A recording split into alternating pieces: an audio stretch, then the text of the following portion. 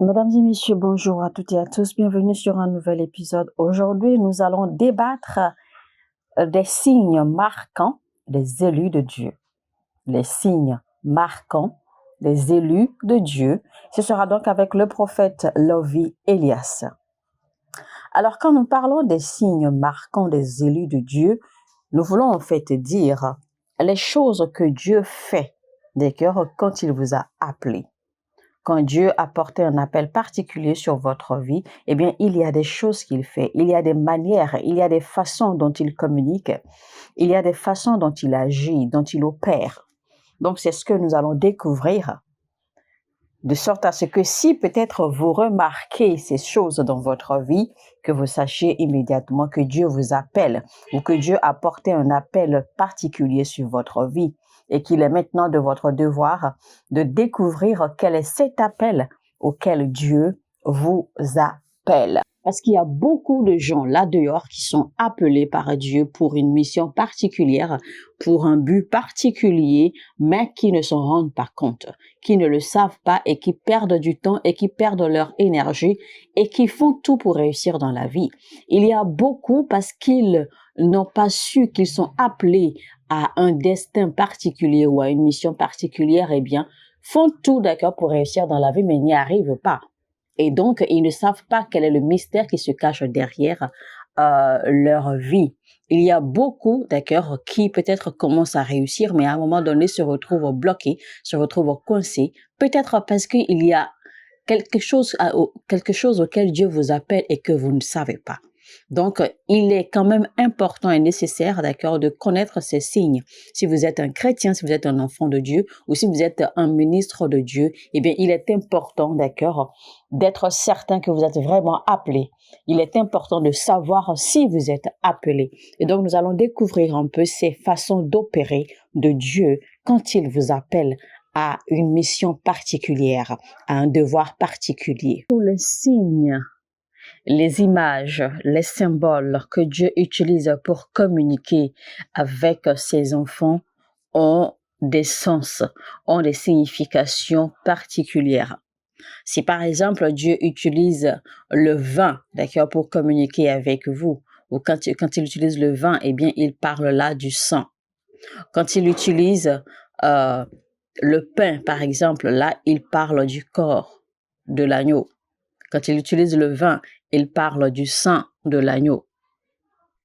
Quand il utilise l'eau, eh bien, ça a un sens. Quand il utilise le feu, ou quand il utilise l'air, ou quand il utilise un fruit, ou quand il utilise une couleur ou un signe, un animal, etc., eh bien, cela a un sens. Dieu est apparu à Abraham et lui a demandé de quitter la maison de son père et d'aller sur une terre qu'il va lui montrer. Il ne lui a pas dit de quitter la maison de son père pour aller sur une terre où il y a déjà le miel et le lait. Il lui a dit de se rendre sur une terre que lui, Dieu, va lui montrer. Et donc, ça veut dire qu'à ce moment-là, il ne lui a pas encore montré la terre sur laquelle il va se rendre. Il ne lui a pas encore donné la destination dans laquelle il va. Donc, il lui a dit de se rendre sur une terre qu'il va lui montrer et que lui, l'Éternel, fera de lui une grande nation sur cette terre. Donc, le message que Dieu a adressé à Abraham et le message qu'il a adressé au peuple de Dieu qui était en Égypte sont deux messages différents. Rappelez-vous, Abraham n'était pas pauvre parce qu'il avait le bétail. Il était riche déjà avant même que Dieu l'ait rencontré. Ça veut dire que déjà au départ ou au commencement de la vie d'Abraham, la main de Dieu reposait déjà sur lui. Il y avait déjà un élément de croissance, un élément de richesse, un élément de fortune dans sa vie. Avec le temps et les générations qui sont passées jusqu'à l'arrivée de la génération de Jacob, c'est là que la famille, la descendance d'Abraham s'est rendue en Égypte parce qu'il y avait la famine. Donc, rappelez-vous que c'est là que la nation s'est vraiment agrandie. C'est là que la nation s'est vraiment élargie. Parce qu'ils sont restés en Égypte pendant des siècles, pendant des années, je veux dire. Ils sont restés en Égypte des générations après générations. C'est alors que Dieu a finalement décidé de ramener le peuple d'Israël sur la terre promise, la terre qu'il avait promis, d'accord, à leur père. Donc, rappelez-vous, la nation a commencé bel et bien sur la terre promise, parce que la formation de la nature, du peuple, je veux dire, a commencé sur la terre promise. Mais ils ont été enlevés, ils ont été retirés de la terre promise et se sont retrouvés en Égypte. Maintenant, Dieu a décidé de les ramener, d'accord, à leur terre promise.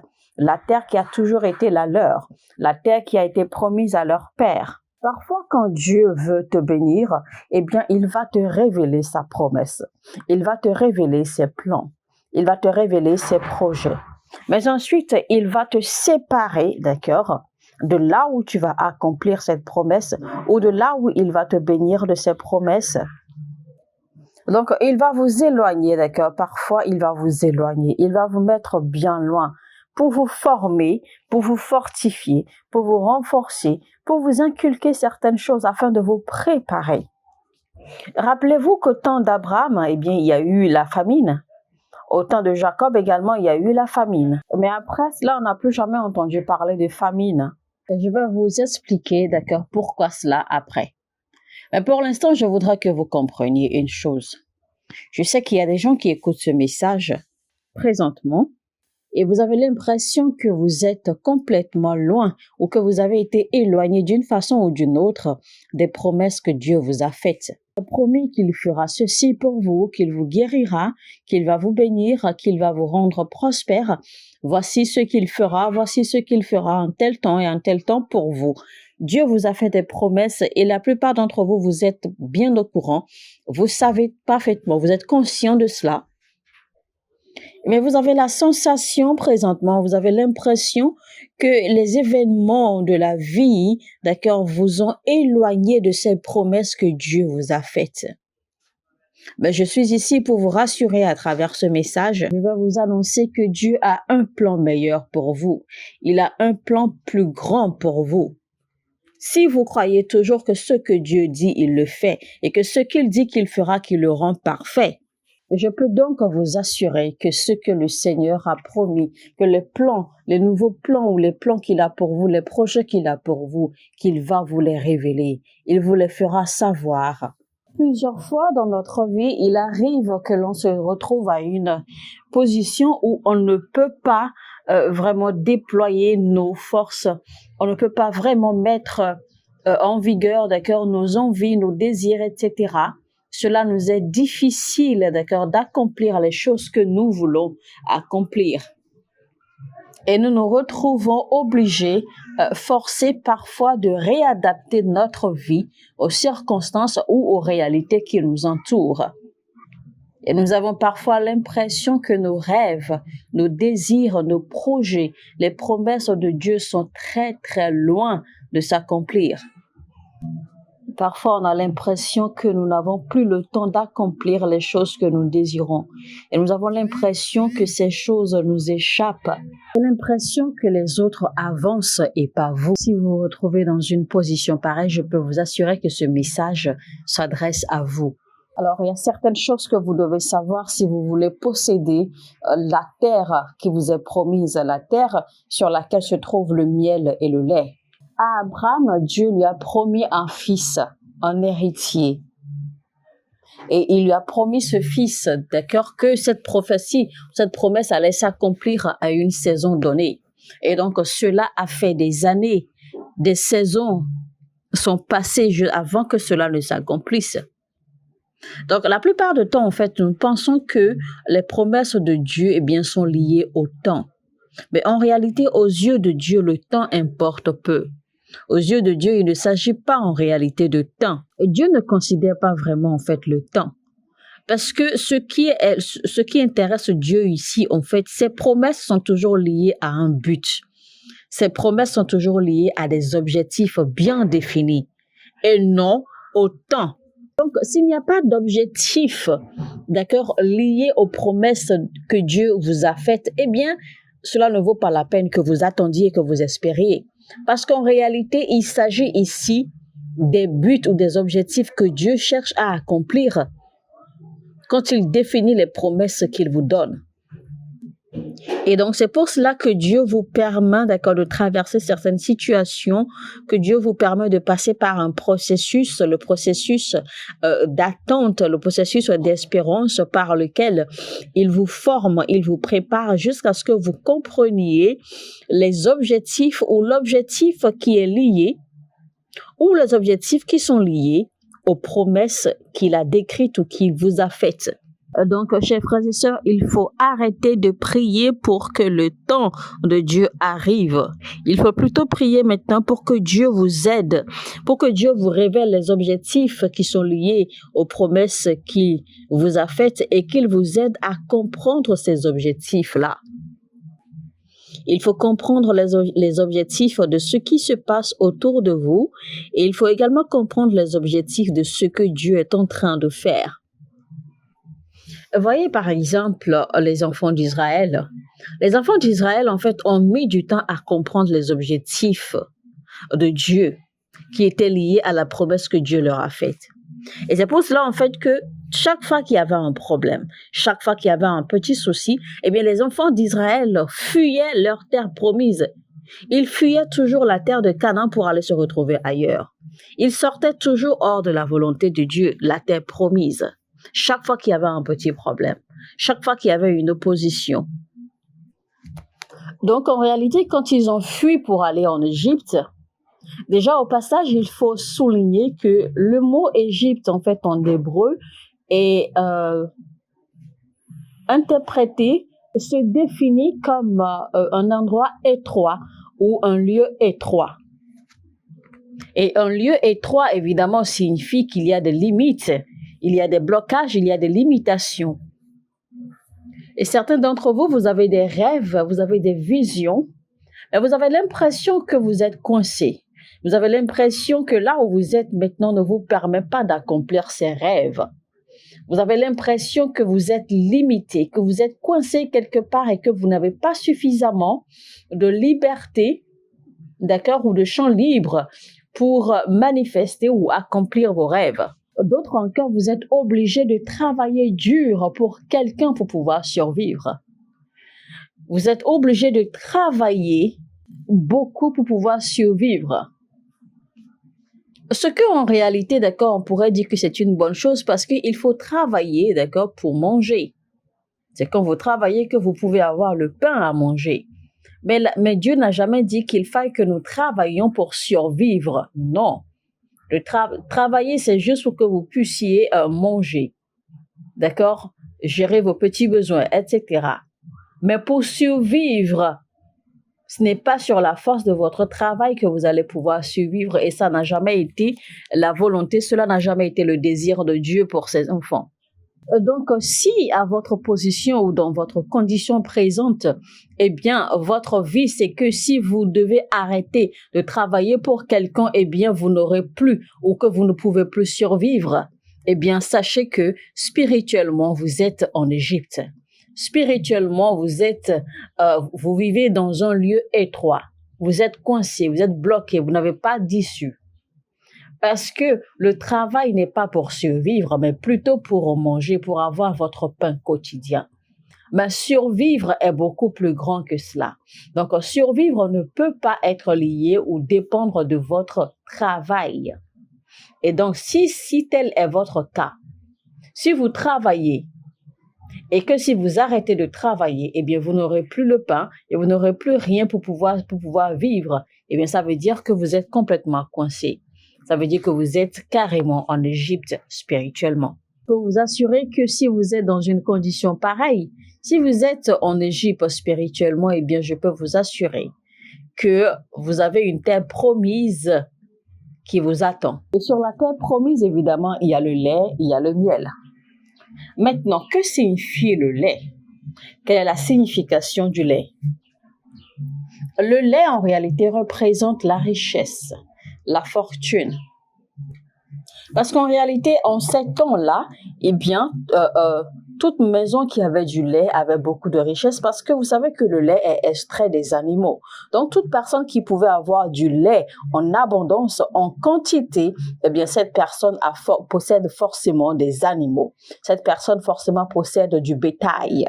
Et du bétail en quantité. Vous savez également qu'en ces temps-là, la richesse ou la fortune de quelqu'un était mesurée, d'accord, à la quantité de bétail que cette dernière possède. C'est pour cela que dans l'histoire de la Bible, quand la Bible parlait de Job, la Bible n'a jamais en réalité souligné, d'accord, le nombre de champs ou de terres qu'il possédait. Mais la Bible a beaucoup plus souligné, eh bien, les bétails que Job possédait. Quiconque possède du bétail, forcément possède de la terre et de la nourriture pour le maintenir et pour prendre soin du bétail afin que le bétail puisse se reproduire tout seul.